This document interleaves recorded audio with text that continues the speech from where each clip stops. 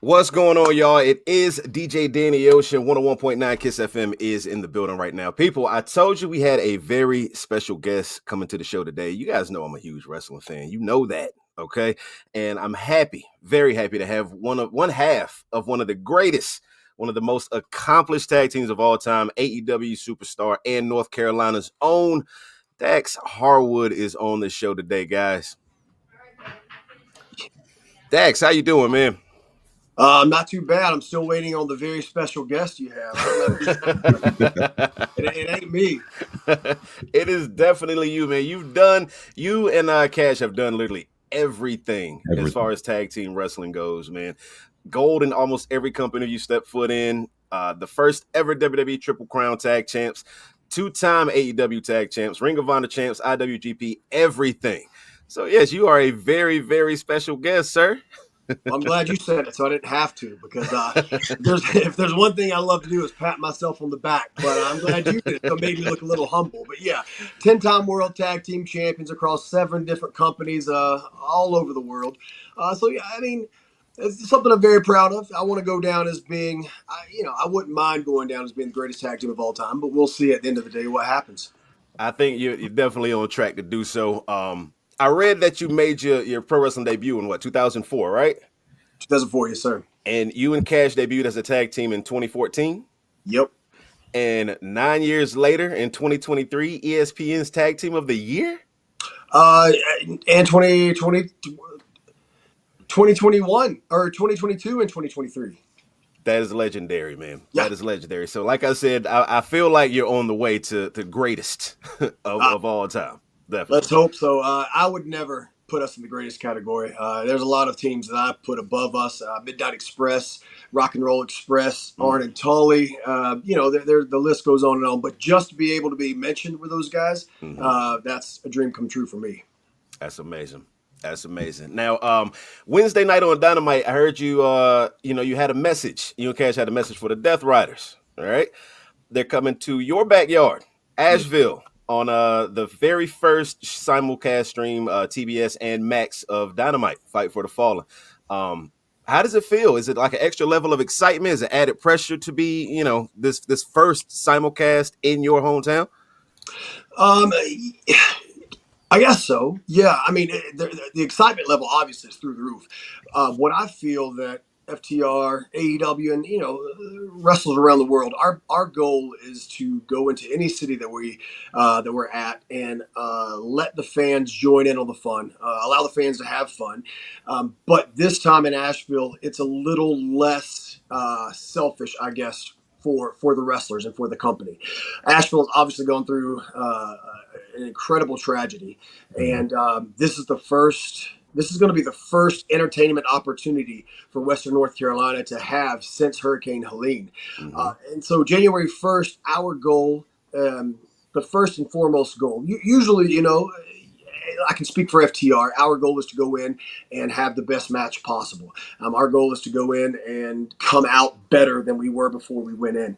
But our goal, January 1st, along with all the other wrestlers' goal, is to make sure the fans of Western North Carolina, Asheville specifically, have a good time. They forget for 2 hours, just 2 hours is all we need. For 2 hours, we allow them to forget all the tragedy, all the flooding, all the bad thing that's going on in their life over the last few months. And for 2 hours, allow us to entertain you. All right. Mhm. That actually kind of leads into my next question. How does it feel to be able to be in a position to help out, your hometown like that and with AEW? You don't even think about your position per se. I just remember whenever this happened, my first thought obviously was how do I keep my family safe. But then Mm-hmm. after that, when the storm kind of subsided and I realized all the damage that had gone on, I wanted the very first thing I thought of my wife as well was what can we do to help, because we felt so helpless, but thankfully we're employed by an incredible human being who gave me the time off that I needed, but also continued to pay me while I had this time off. There were a lot of families, and individuals who don't have that luxury. They went to sleep the night before and woke up the next morning with nothing. No job, no food, no home to come home to, and so, you're in a state of helplessness. And Mm-hmm. the first thing I wanted to do was understand or realize or try to figure out what we could do to help. So yeah, the level of excitement is obviously there. I'm I'm fortunate enough that we are able to reach hundreds of thousands of millions of people to be able to continue to bring awareness to Western North Carolina, because I feel it was very frustrating to see national news medias not come to the aid as far as getting the news out until tragedy really started striking. And then, as the week went on, it just moved on. They moved on, and the world does move on. I understand that, but we still need help, and that's what AEW is here to do, is to help. That's amazing. That is amazing. I don't know if you remember a few or what Vaughn, what was it, 2016? We had was it Hurricane Matthew that hit down here I in New think it was, Bern, North Carolina. Same 2015. situation. Yeah. It's like devastating. And we definitely needed help back then. We have a lot more of the flooding and storming around here on our side of North Carolina. But Yeah, yeah, I'm from Wilmington. yeah, the Whiteville area, right? Yeah. I went to college at UNCW, so that's another thing. And my wife and we were used to this. Living in Mm-hmm. Wilmington, you're used to getting those storms and hurricanes, and then we moved to Tampa, where you're used to getting those storms and Mm-hmm. hurricanes. So when we heard that the storm was going to hit us, we are like, well, it's one of the things we've prepared ourselves for. We've been through it, but never have we been through anything like this. I got you. Well, again, big shout out, salute to Tony Khan, AEW, and everyone for stepping up and helping out Asheville like that. It's amazing. It's amazing what you guys are doing. Now, I did have a question. I'm just curious myself. I listed down a lot of your accolades at the top of the show. How many titles you've won with Cash.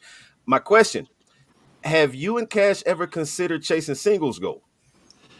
We get that question a lot, and it's never been at the forefront of my mind, nor his. I don't think. I don't want to speak for him, but I don't think so. I realize, and I think we both realized early in our careers. We had a conversation when we first started teaming. We said, if we're going to make this work, there has to be no selfish ambition. We can't worry about what my moves are going to do, or what moves I'm going to get in, or what moves he's going to get in, who's going to talk the most, who's going to be in the ring the most. We never thought about that. I understand my limitations. I can only speak for me. I can't speak for him, but I understand my limitations.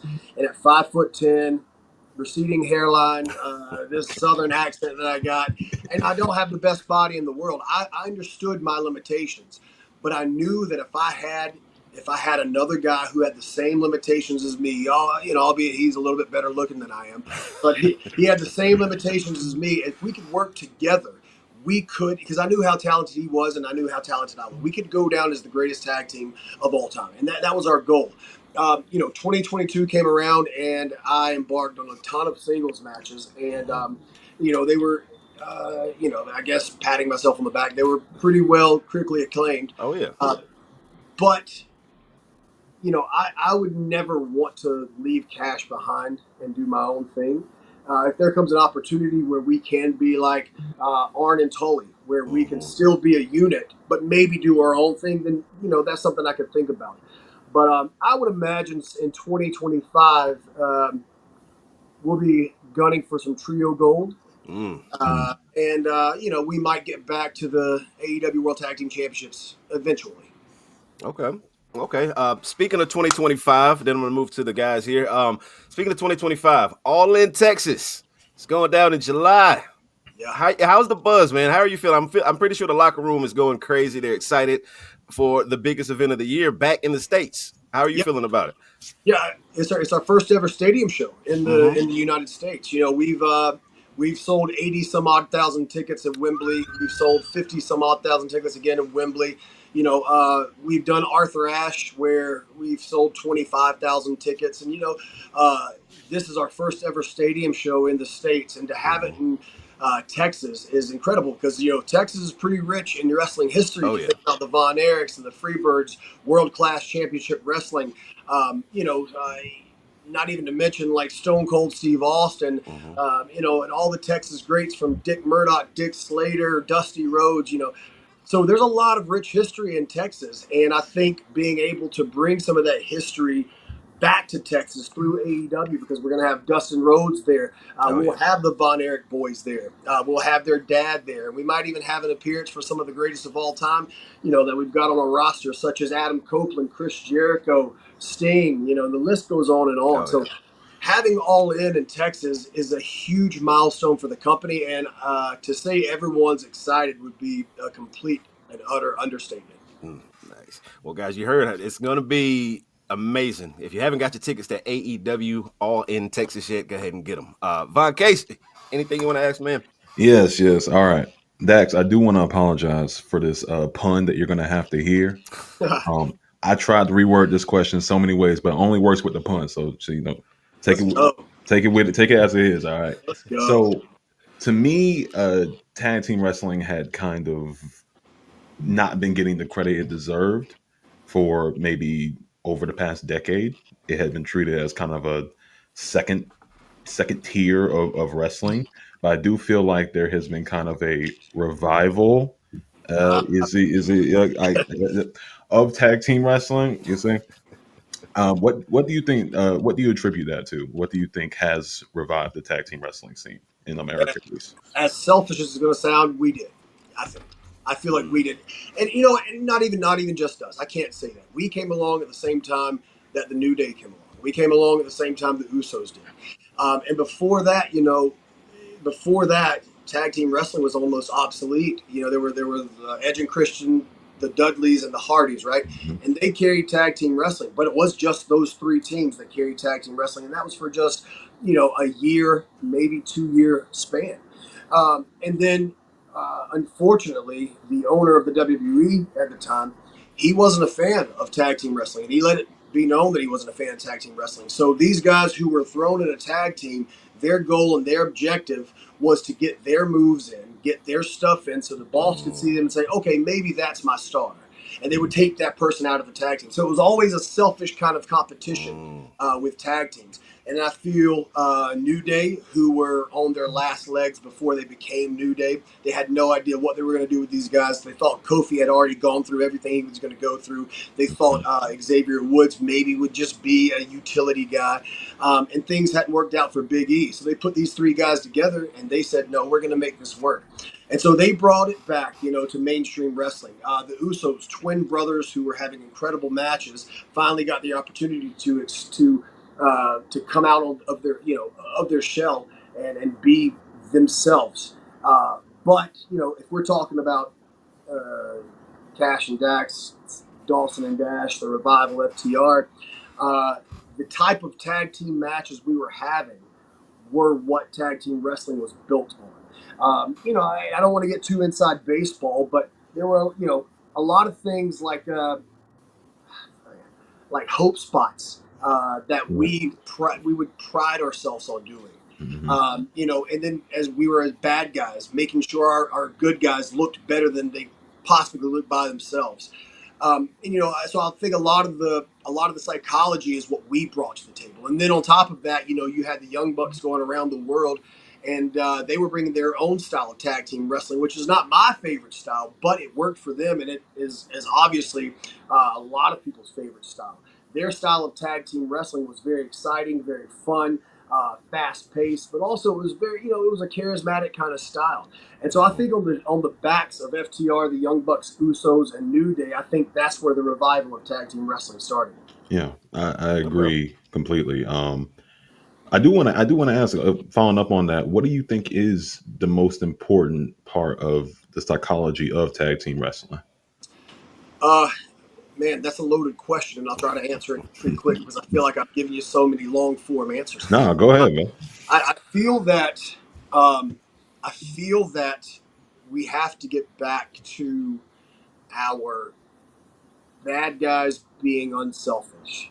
We have to get back to the days before social media when you got instant gratification of someone telling you, "Hey, you're good." You're good. And so I think a lot of our bad guys that we see nowadays, they are the cool bad guys, and they love working for the reaction of the audience. Whereas what I feel a bad guy's job is, a heel's job is, to make sure that people love this babyface, this good guy so much they will continue to pay month and month and month to see this good guy come out and kick some ass, right? Because that's what it is. The business has been based around good guys, right? And the business has always been built on good guy stars because that's who the fans pay to see. What our job, or what the heel's job is to do, is to build this babyface up and make him a world beater and make him look better than he could by himself, so the fans will continue to see him. And so that's part of it. That encompasses more than just tag team wrestling. Mm-hmm. But on top of that, the psychology of tag wrestling needs to go beyond this thing where these guys just get in the ring illegally and they hit 4, 5, and 6 moves at a time and call it a combo, and they think they're a great tag team. The psychology of tag team wrestling is this. Is just tagging. Just multiple tags back and forth. That's what makes the fans think subconsciously this tag team is a well-oiled unit, is because they're making so many quick tags in and out. I think a lot of the guys now have watched a tag team like the Motor City Machine Guns and watched what they did, but they did it correctly. They would make tags in and out, and they would hit these beautiful moves, and it worked so well for them. But these guys saw that, and they said, okay, look, let's take it a step further, and let's just do it illegally to stay in the ring for 3 minutes at a time. That's where I think we need to get back to the basics. Reel it back. I like that. John?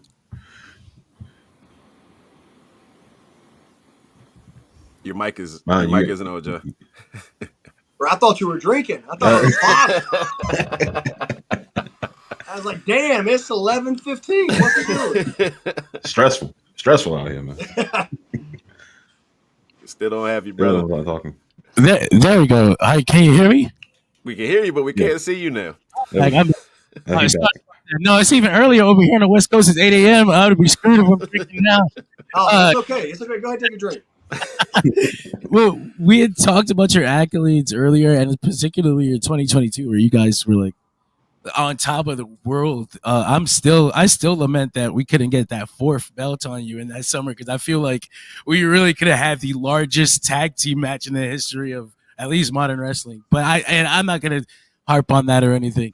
But how do you recalibrate your goals after achieving such heights? Like, these are not even normal heights. You guys are holding the tag titles of like every major promotion around the world at the same time. How do you readjust your goals after that? Like, how do you continue having things to push towards after that kind of achievement? Yeah, dude, that's a great question. I mean, 2022, even going into 2023 as well. 2022 had our greatest tag matches ever. I mean, 3 matches with the Briscoes, the match with the Young Bucks for the AAA tag team titles on Dynamite, the match with Mark Davis and Kyle Fletcher. So many great matches for us. It is hard. It is hard how to recalibrate your goals. But I am and have always been a very goal-oriented person. So in 2023, our goal was to build the brand of Collision. We were tag team champions as well, but our goal was to build the brand of Collision. And also on top of that, while building the brand of Collision, building a brand of stars that Collision could build around.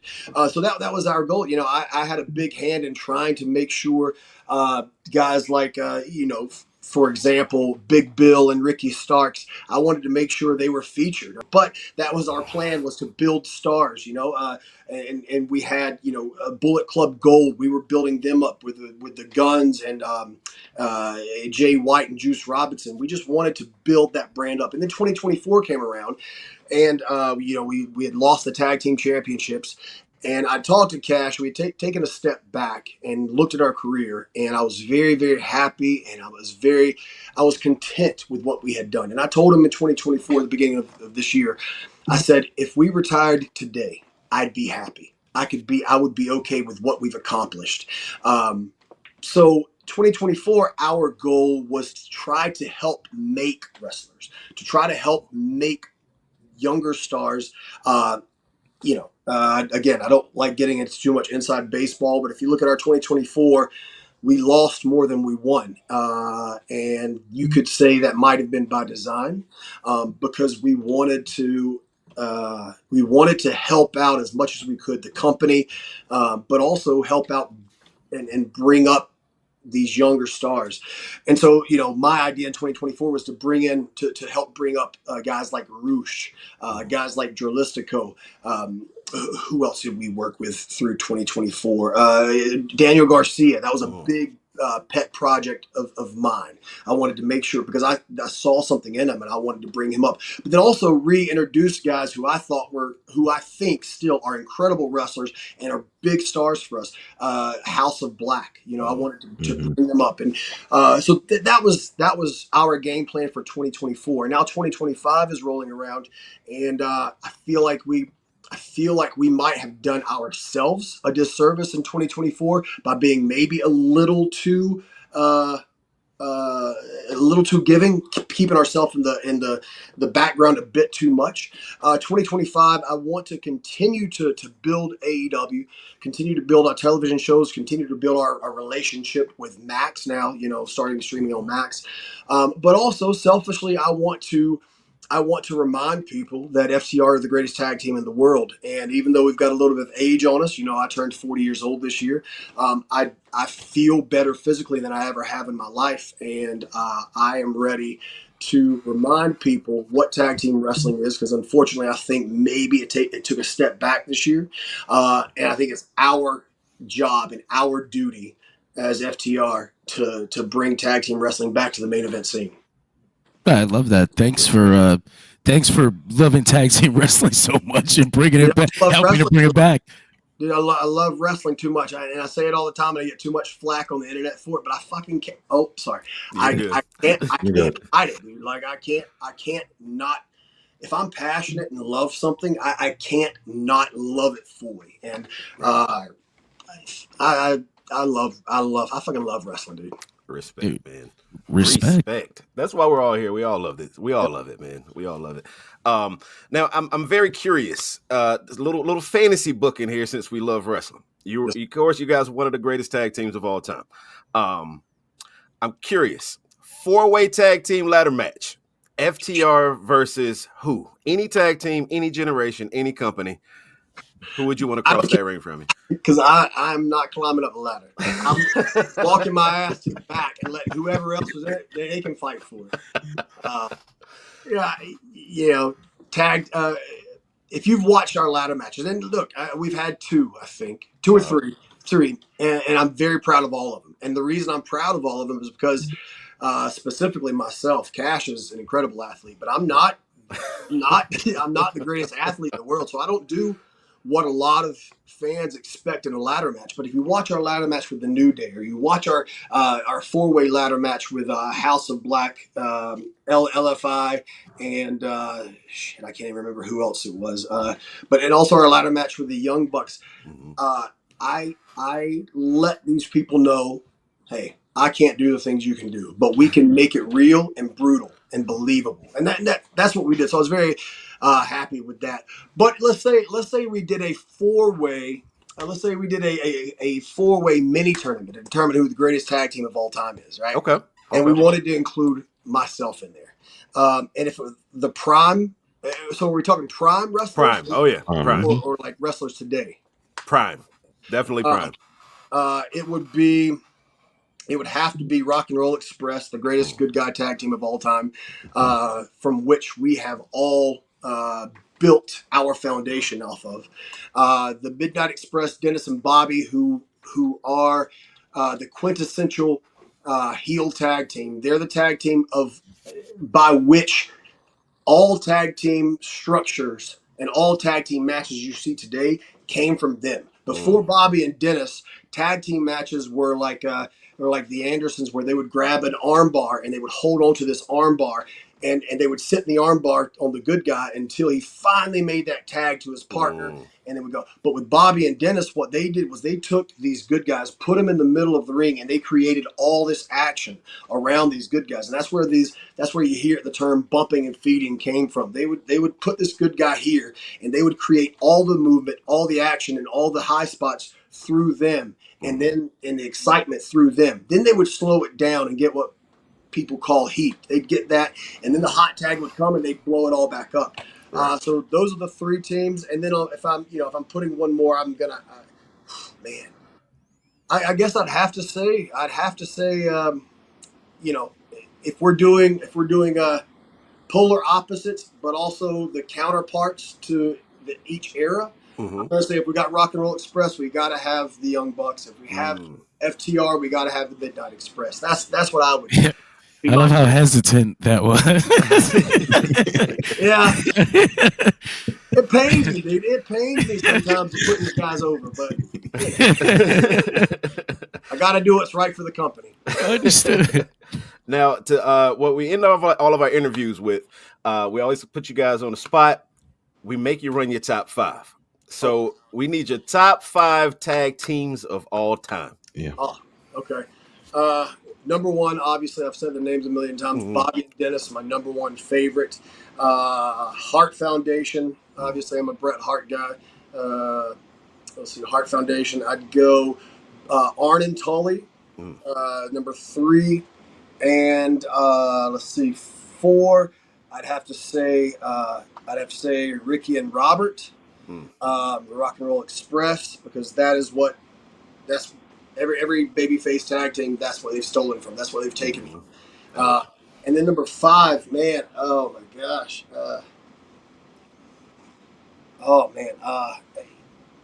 the top of my head, I'd have to say, and this is favorite. This is not greatest. This is my favorite. Would have to be Dick Murdoch and Adrian Adonis. Ooh. Their work in Japan, in New Japan, and, they did some great work in WWF too. But their work in New Japan was some of the best and most fluid and smoothest work I've ever seen. And if they would have stayed together for a longer period of time, they would have gone down as the greatest tag team of all time. There's no doubt about it in my mind. So that would be probably my 5 favorite tag teams to watch right off the top of my head. Nice. That's awesome. Now, before we get out of here, I'm curious, because on Dynamite, when you were talking to the Death Riders, you told them you were not coming to Asheville alone. Yes. Care to elaborate, sir? No. I mean, yes, I do care. Asheville, January 1st is an extremely important. Our company continues to grow, and the detractors and all the trolls and all the internet bots out there that maybe the other side of the coin likes to put out there so we can look bad. They like to continue to move the goalpost, but it's gonna be hard to move this goalpost. First time ever. We're going to be simulcast from TBS and from Max. The first time ever AEW is in Asheville, North Carolina. And to be able to, because Tony could have taken the show. This show was never originally booked in Asheville, North Carolina. He could have taken this show, a huge show for this company, and he could have gone to Los Angeles. He could have gone to New York City. He could have gone to Atlanta, Georgia. He could have gone to Las Vegas. He could have gone to any big city in the world, right? And put on this simulcast and made our company look bigger than ever and said, our first simulcast, Los Angeles at the Kia Forum. He could have done that if he wanted to, but he didn't. He realized something was bigger than professional wrestling. That's so awesome. And that is to make sure that families one, can get taken care of a little bit, but 2, we're the first entertainment, we're the first entertainment event to be held in Asheville since Hurricane Helene. And it was very important for Tony was to make sure the funds go back into this city, because a lot of people don't know this, but Tony we talked to Tony, myself and Adam. We talked to Tony, and he said, "What do you need from me?" He had already donated a ton of money, and Adam said, "Well, we've got these Starlinks, these huge Starlinks that they've donated here. Elon Musk has donated here, but we don't have the small Starlinks to go out into the woods, to go out into the top of the mountains, so we can find people and give them cell service, so we can communicate with them." Tony, without any hesitancy, if that's even a word, he sent hundreds of Starlinks to Asheville, North Carolina on his own dime. Wow! And made sure that was that that was something we were able to do, to find people who were lost still. My tag partner Cash, he opened up his own GoFundMe, and we just hoped to raise $5,000, and ended up raising over $70,000 for the community and for a lot of the charities here. So what I'm getting at is, obviously this is a big deal to FTR. Obviously this is a big deal to AEW. So I would imagine that us not coming alone is going to be a big deal as well. For sure. I'm excited. If you guys want to see what they mean, since you want to elaborate on the show, it's all good. Make sure y'all tune in to AEW Dynamite Fight for the Fallen this Wednesday. Danny, you see how he switched to the charity? He wouldn't tell us who he would bring in. It's all good. Y'all interview me January the 2nd. I'll let you know. Okay. Like I said, guys, if you haven't got your tickets yet, AEWTix.com, Dynamite Fight for the Fallen, January 1st, bringing in 2025 with the bang. Make sure you tune in. Make sure you're in the building. All right. Dax, again, we appreciate you pulling up, man. Thank you for your time.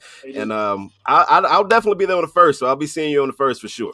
Oh, yeah, please. I would love to see you guys. Thank you so much for allowing us to take some of your time to promote this show, because it does mean a lot to all of us. So I appreciate that. Anytime, brother. Appreciate you guys.